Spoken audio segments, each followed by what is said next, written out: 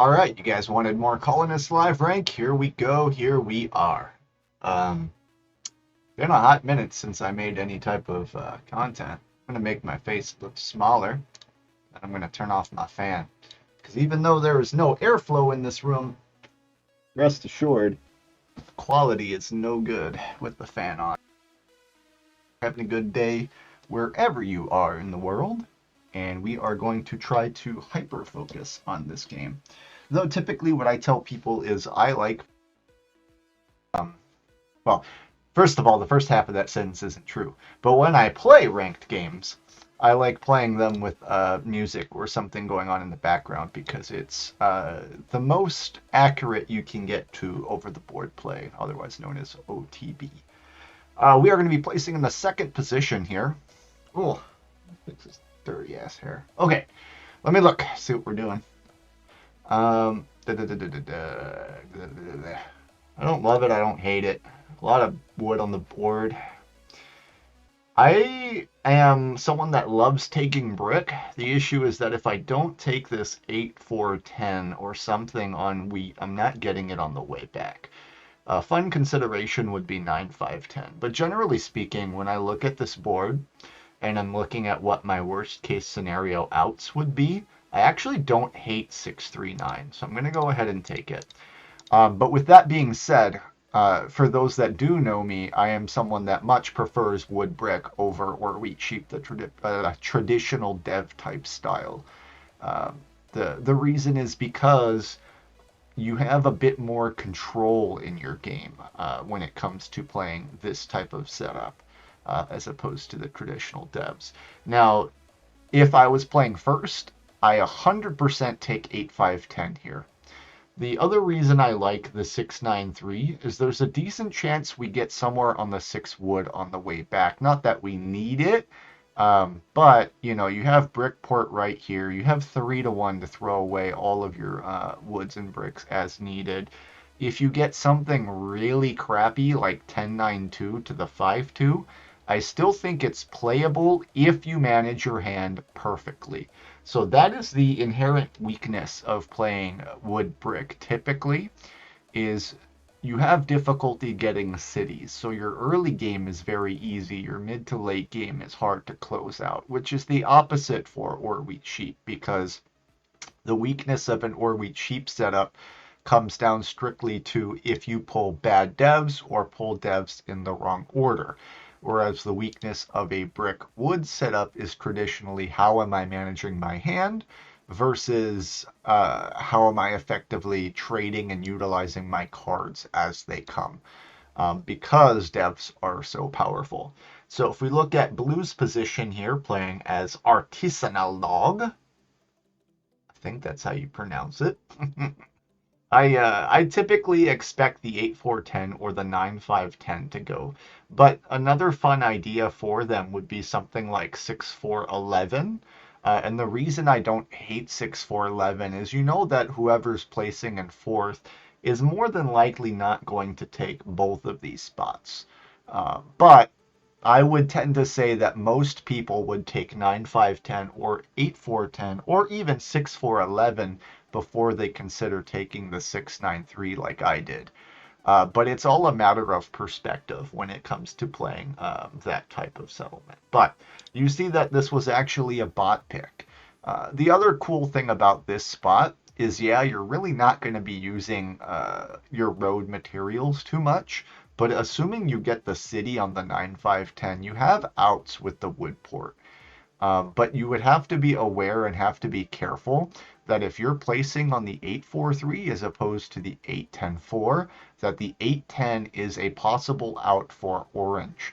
So that's also something to consider. But the reason why 8-5-10 is the objectively correct pick in first is you have the only good ore on the board with the ore port, as well as the fact that you get the 6-12-11 or the 9-10-2 as your worst case scenario outs, combining the fact that, of course, you get on road to the 3-1 port. But the ore port is playable when you're in control of all of the ore. Typically, the ore port tends to be the weakest port in the game. These placements are taking a very long time. I apologize. I might just pause and cut to when the game actually starts. Seems like a lot of players like letting the time run out. But anyway, yeah, I mean, in fourth, there's not really a whole lot you can do. What I tell people that, because fourth is unfortunately statistically proven to be the worst pick and worst position in any game, is you're typically going for a production or port-based strategy. So in a lot of cases, yeah, you have to take 8-4-10 defensively. And again, going back to why this is a better pick, it's less likely that 8-3 is considered by Orange as an out, but I guess they could play it with the consideration that they could eventually branch to sheet port, but that's so slow and so painful. It's like I feel like the road just goes up here. That way you don't risk it. But I think they're considering what the odds of somebody placing on 8-3 are, and I don't think it's very high. Yeah, that's a safe bet, I feel like. Uh, Now, for their second pick, it's got to be 6-4-11. Yeah, I don't think there was much to think about there. These are the two correct choices. You get a free road to the 12-11. You double up your sheep, you city up. Either spot is fine, actually, because your road's settling on your brick. Ooh, I don't agree with the placement there, though.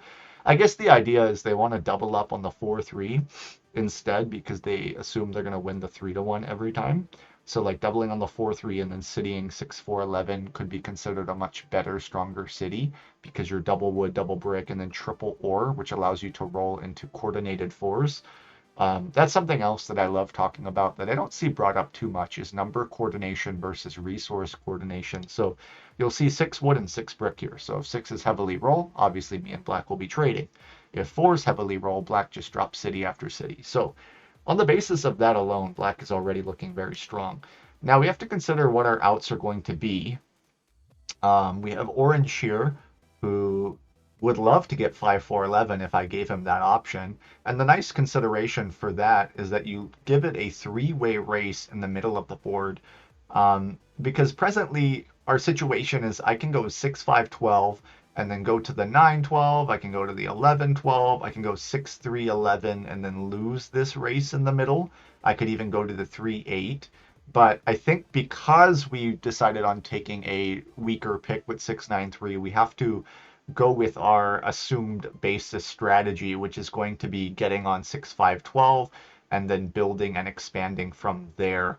However, I do think that it may be worth doubling on the 11-12 as our first settlement with the 3-1.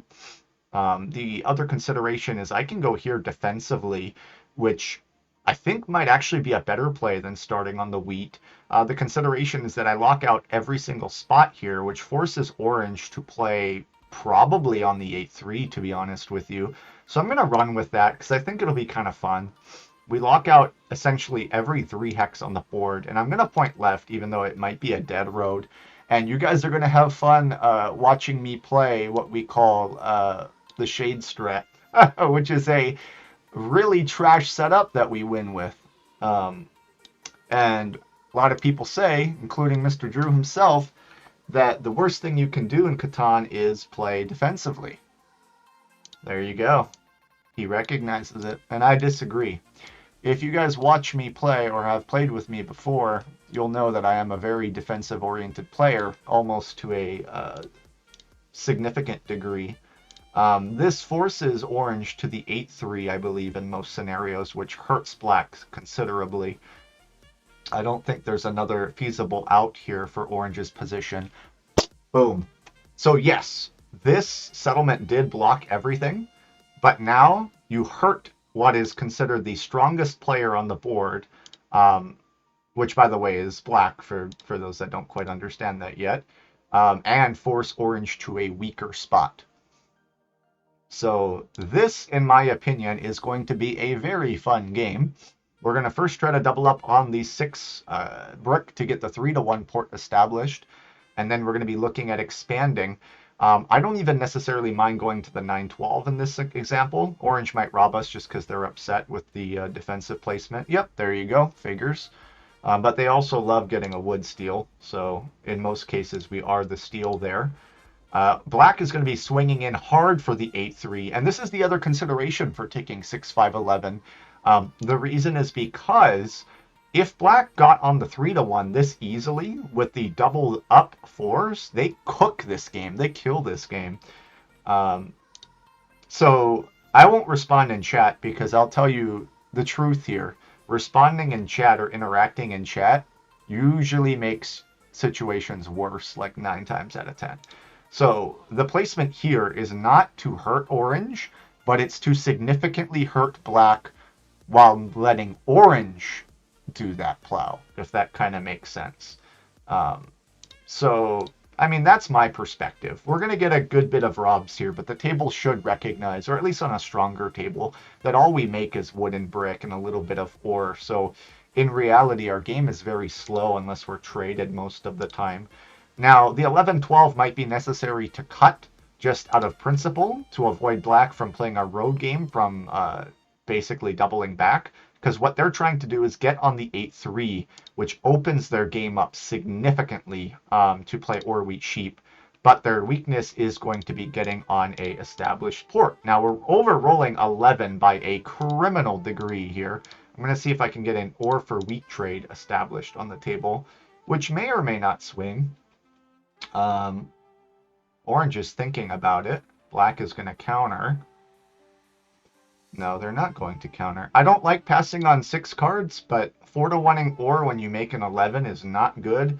Traditionally, we would want to be pawning this off to get our settlement down as quickly as possible. There goes the city by blue, who was now incredibly paced just based off the 11 rolls.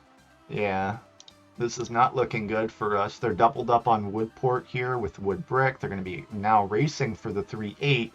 I do think it's a consideration for the aggro. Oh, there we go. There goes the knight, and it should be on blue here 100% of the time. Now that they know that they're racing for the 3-8 spot, I have wood.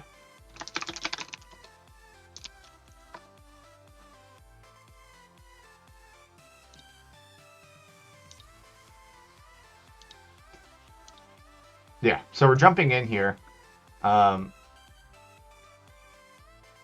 Because we're looking to offload our wood for any card that we receive. It does not matter what it is. Brother, you just asked me for wood.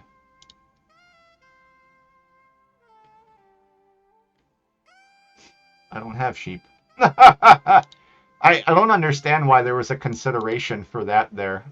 They asked for wood, not sheep, for the non-block. But anyway, the reason is because we have to get the settle down. So if that means 4-1ing the ore, it's really going to suck. Because we would want to keep this ore to get the city after we get the settle down. But there's a high chance that we 7 out here and our game becomes very uncomfortable. But now the consideration is, do we want to plow the 12-9 or the 11-12 later in the game? The 12-9 allows flexibility for pops. The 12-11 is more defensive. It may or may not matter depending on if we roll a 7 here. Okay, let's see if we can get a sheep trade. And the reason is because I really don't want to toss out from a 7 here. Come on, orange. I don't have wheat. Why are you asking me for wheat? Oh, this table is silly willy. I'm going to offer 2 cards, and I feel like this is even significantly generous. Otherwise, we're going to have to do the 4-1 settle. Yeah, that really sucks that we have to do this. Because I don't think we're going to be getting this much ore ever in the end game. But we tried to offer a trade to 4-1 the wood to settle instead, and it did not go across. We see a critical 10 roll here by blue. And as I was saying, blue is so strong in this position that it may be worth considering backplowing the 12-9 instead. Because even though I feel like black has the strongest end game, you have to consider the fact that blue is on a port with the only city on the board. So the 10 should be hit for that reason alone. I don't know why they're not passing with their 2 wheat.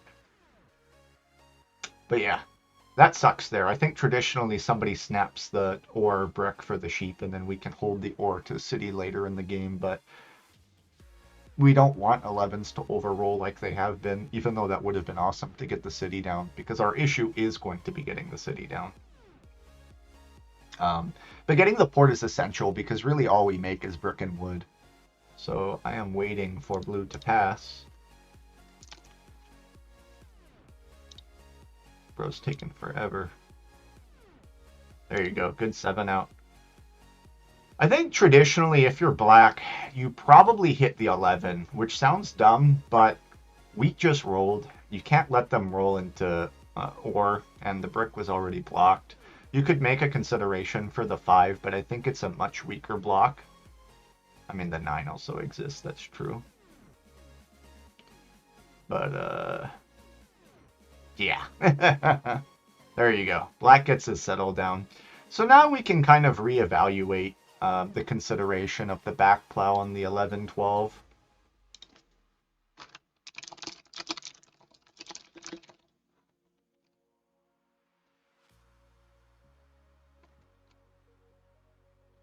I don't like people just extorting to extort. Like, it's so obvious that's blue's only card. Thanks, like, hello! There was only 2 cards, brother! I can't sometimes with this game, man. Yeah, whatever. I'm gonna just take the sheep. It's like some people don't pay attention at all. Alright, so we have our 2 roads. I think I do have to cut the 11-12, primarily because I think once black gets the city down, they're significantly stronger than blue. So obviously we always try to get trades here. Anything for a wheat or an ore is always pushed across by us. But table probably asks for at least 2 cards. In black's position, like, we don't hate that. We actually don't hate that. And the reason is because we can backplow him on the 11-12 with road settle. And I think that's okay. So it is giving 2 brick to black, which is significantly strong. But I like the 11-12 settle here. And now we're going to be put in a fun spot where we are going to have to port and pass. Because, yeah, black is going to get really strong here if 4s pick up. And now that we're tied in first place in terms of visible point count, we have to consider what we're doing for our next few actions, because that determines whether or not we get robbed. And this is where a lot of people that take my setup tend to fumble and tend to struggle. So traditionally, what you always want to do here is spam trades for ore or wheat. And if you can't get anything, you port down and pass. And in a lot of cases, they will ask for 2 cards, whatever the case may be. The thing is, yeah, they're just going to be fumbling that, which is fine. We're going to take an ore and we're going to hold. And we're going to repeat this process until we get a city. And the reason why it's crucial to do this in what I consider to be a closed early game, now mid-game, is because this part is where you're going to see players start buying development cards. And anytime that someone pulls, there's a chance that there's going to be a monopoly pulled. There's also a chance, very high likely chance, that knights will be pulled and you'll get robbed. Where if you're in my position, which is still, I would consider the weakest position on the board, you can get away with port passing. And the second that you drop your established city down, also I do think that it was maybe worth porting for a wheat there instead of an ore, factoring in that I have an 11 versus 12. But it doesn't really matter in long term because I'm not getting more than 1 ore anyway. But what I'm trying to say is getting the city is going to be the hardest part of our game. If we can city down this 6-5-11, which I think is the correct city because it doubles our road capacity. I don't agree with what black is doing as well. I think that's a little weird. But the other consideration for porting for a wheat instead of an ore is if we get completely fried, we can pop. But really in this position, you never want to be popping until you have at least 1 city established. Because if you don't get the monopoly or year of plenty, your game is effectively dead in a lot of instances. So they're asking for ore, which we never trade. And wheat is so rare on this board that it's traditionally never traded either. We do have to hit blue, but I am going to recognize the fact that black is scary. The reason why I think we have to go here is they have a good chance of an ore steal. Yep, we do get the ore steal across. I'm going to port down to a wheat and hold. And ideally, if we don't 7 out, this is the orbit where we get a city. What's risky is passing with 5 when you're tripled up on the 6. That would put us on 8 cards for a potential 7 out. But I do recognize now that black is the block. And I agree with blue here. The reason I have to hit them, though, is for the ore steal. But I'm going to let them table talk themselves to a grave, because whereas I consider table talk to be very important for Discord and over the board games, all it does is bring attention and heat to you in ranked games. So this is not something that you need to establish.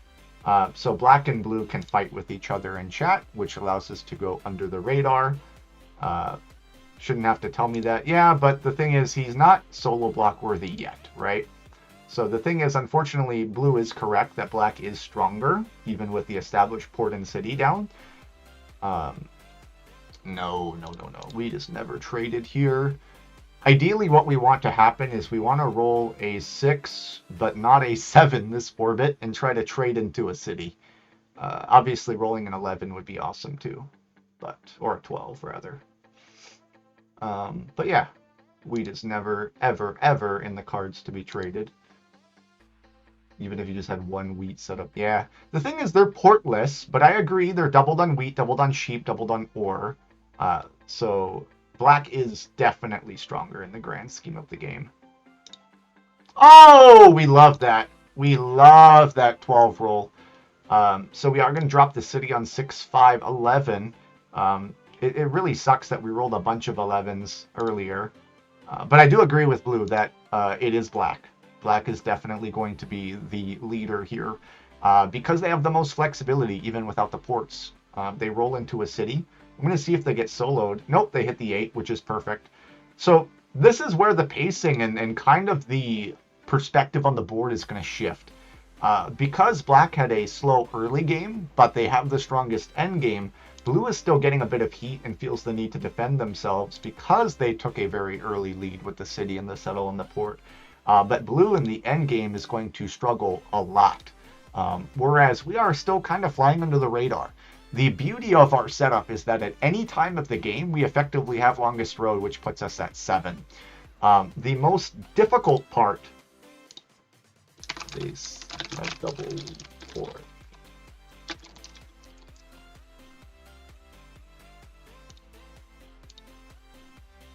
Yeah.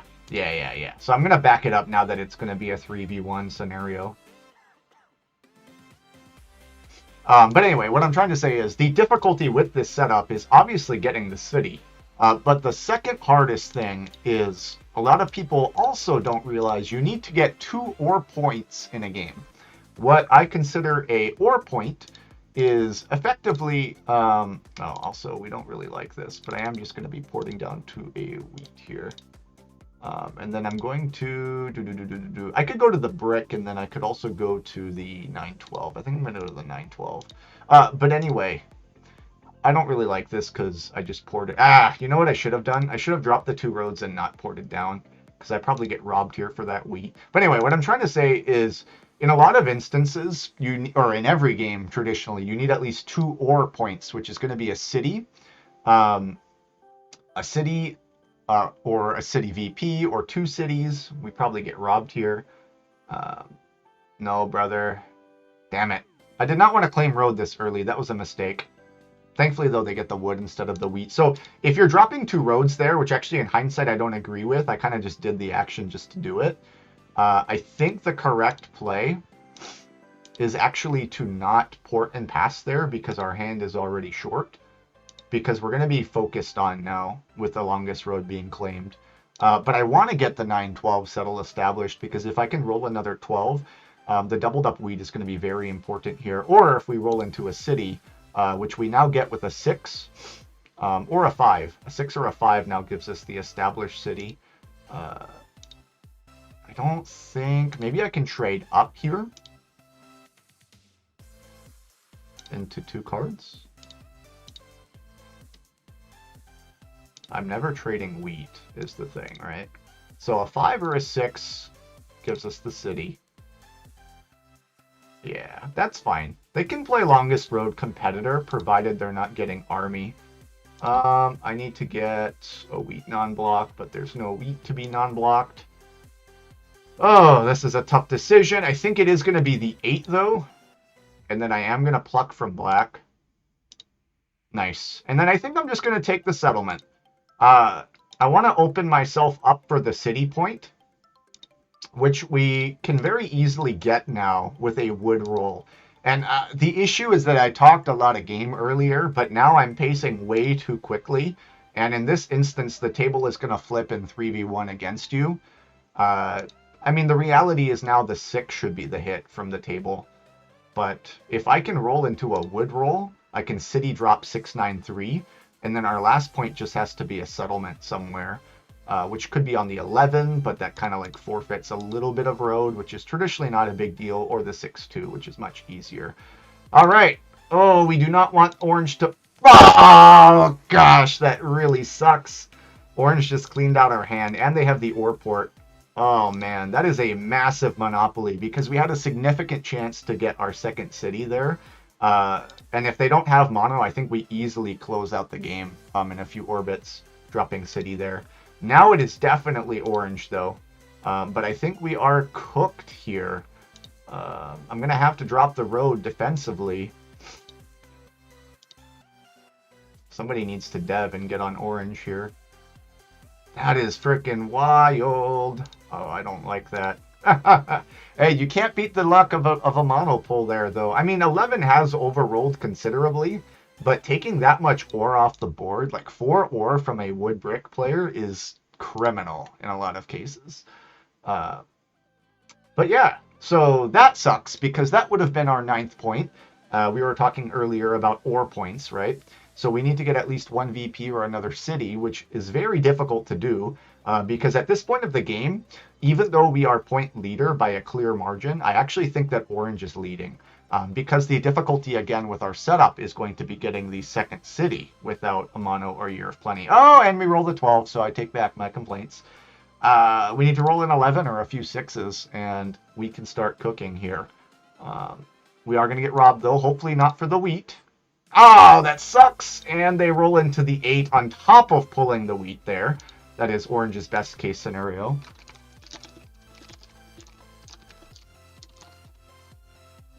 Ba ba ba ba ba ba.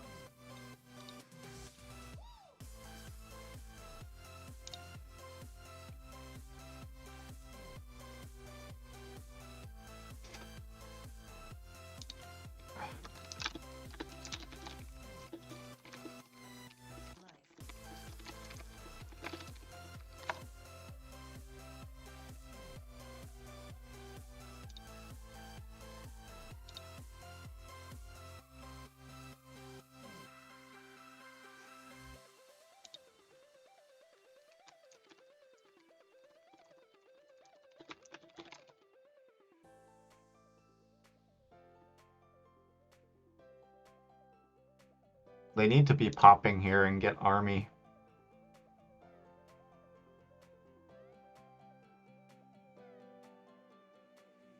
Like the table needs to recognize that yes, I am visible leader, but a stronger table would consider the fact that orange could have knight plus RB or knight plus mono and clean out this board.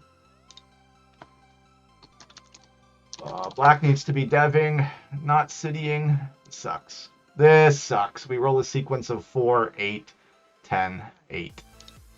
That is like the worst sequence of rolls for us. They have to play knight here. Actually, they don't, because everybody has 2. Yeah.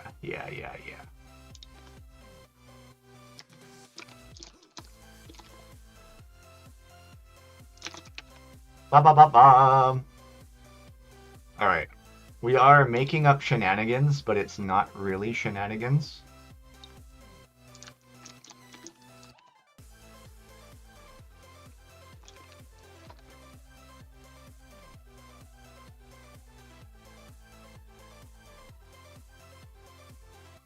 There we go. And then I think I do not extend. Trying to think, because what is the chance that orange can drop 3 roads here? I think very low.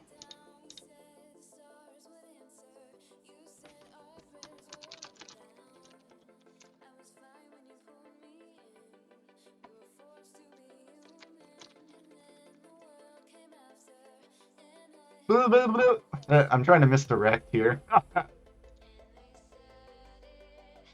There we go. We just need one clean sequence where we can get road settle on the 6-2 or on the 11.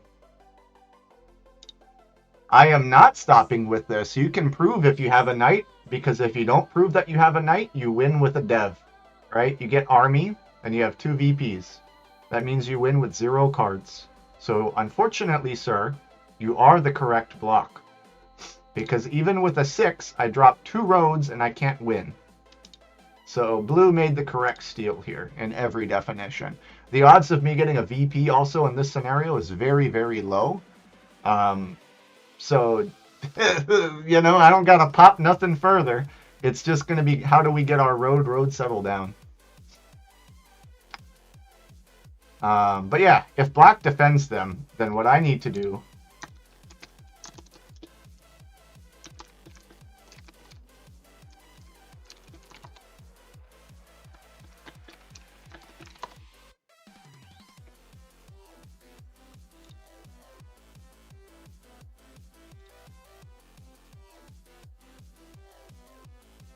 yeah, I'm dropping a few comments here to see how we can spin.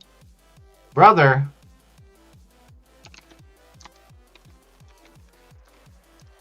Okay, we can stop now because we win with like a 9 or a 6, I think. So it's like road. Yeah, let's see. Okay, there's the 4. 2 VPs.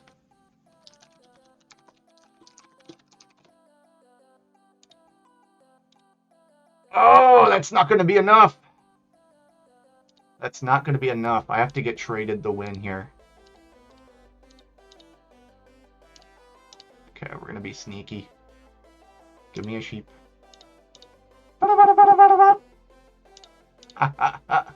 It's not for the win, but it is. You know what this means, though? That if orange has 2 VPs, popping is irrelevant here. We have to open up the settle move. So I am going to drop 1 road, 2 roads. Oh, fuck, I really wish I could be traded here, but it's not going to happen. I have to drop the roads. Orange has 2 VPs, which means they win with a pull.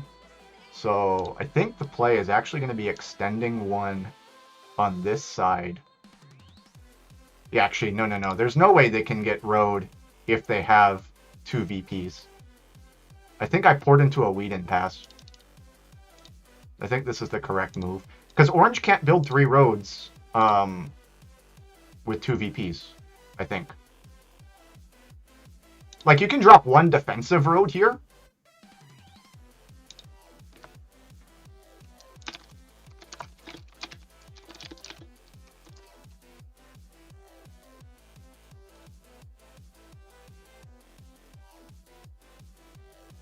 Otherwise...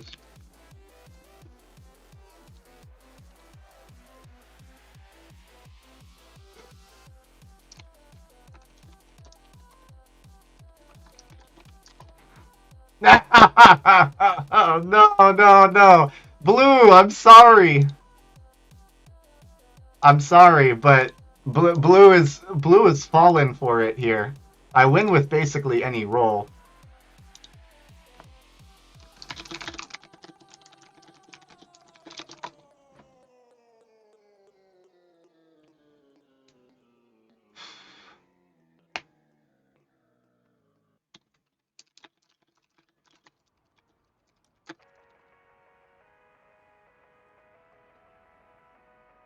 I'm just gonna say no. I'm just gonna lie. This is the position where you lie.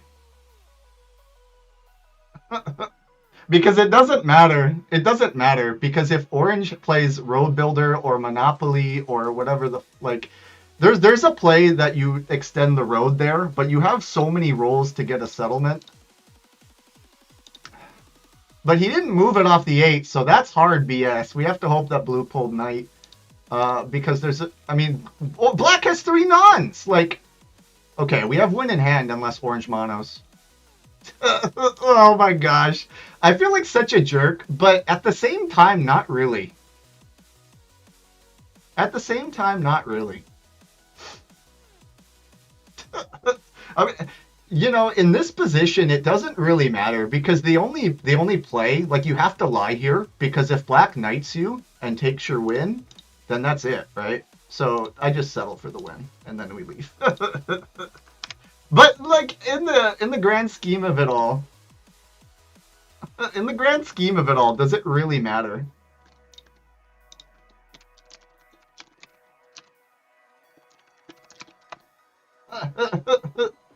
They rage quit, but I'll tell you this right now. I've played this game many of thousands of times. The only situation the knight is not moving off this 8 is because the VPs are done. So earlier, right, when I had all those wood and bricks in my hand, some players might be like, oh, I'm going to buy a dev. No, that's the wrong move to make because you know for a fact there's nothing good in the deck. So in my position, I'm forced to lie here because I know that orange is not going to extend. They have 2 VPs, right? So if orange can't get road, but I can gaslight the table that, hey, you get road builder, you get yop, you get mono, which is true, right? But I know it's 2 VPs. They can sneak road and take it away. Whereas extending it further than 6 is not necessary because I already know the information of what orange has. The interesting difference is that if you guys are playing over the board, this matters a lot more. But to give you an example of what I would do in over the board play, if I have the VP here and I need to lie for the win settle, I can say, hey, you're saying you don't have 2 VPs. Well, the robber is on the 8 over here. You have 2 down cards and you are on 6 board points with 2 knights played, the only player with 2 knights played. I then point at blue and say, you need army to win. You recognize that the second that orange buys a knight, this game's over, they win with 0 cards. So in blue's mind, it's shit, he's right. Even if he gets lucky and pulls a VP, he still has to get road settle. Whereas orange just has to buy 1 dev card and the game is cleaned down and done. It doesn't matter if you knight or mono them. So in blue's position, because because orange is chasing their win con, you have to hit orange here, regardless of what the table dynamic is. You have to not only play for your points, you have to play for your win condition. It's also under the assumed basis that if black or orange are holding a knight or monopoly, it then forces them to play it against me defensively or aggressively to prevent win. But blue's situation and case is to always hit orange, regardless of what their frustration is. And this is where you can play into that as the wood brick player. Whereas if you are the player with the devs, you can't really do much. And I can say that I'm not lying about my dev in this position because guess what? It wasn't tested. If it goes to the 6, I can make an argument of why I don't want to play the knight. The table can choose to believe me or not. But the situation here is that you always hit orange as blue and you reinforce that decision. So I think we played this game quite well. There was probably a couple of moments where we blundered, but one thing that I would say that I'm above average at in terms of skill in this game is knowing what cards are down in people's hands. And it was quite easy that once we pulled the VP, which the odds of that were very low, by the way. But you could make the argument that, you know, we got monoed from only 2 devs from orange. There was a mono, there was a yop in the deck. So either of those instances allows us to city and possibly win the game sooner. 6 did not overroll. If we look at the dice stats, these are all pretty even outside of the a little bit over. Actually, 11 overrolled considerably, but outside of that, the dice stats were even. And the reason why I don't consider 11 to be too much of a luck factor is because we had 3 of the 11 stolen from us with a monopoly by orange, give or take. But I think this is a classic example and a game that I definitely do want to upload of me playing in my natural habitat of wood brick and showing you guys what it's like to play a normally what is considered weak defensive setup. But yeah, hope you guys enjoyed. Take care. See you next time.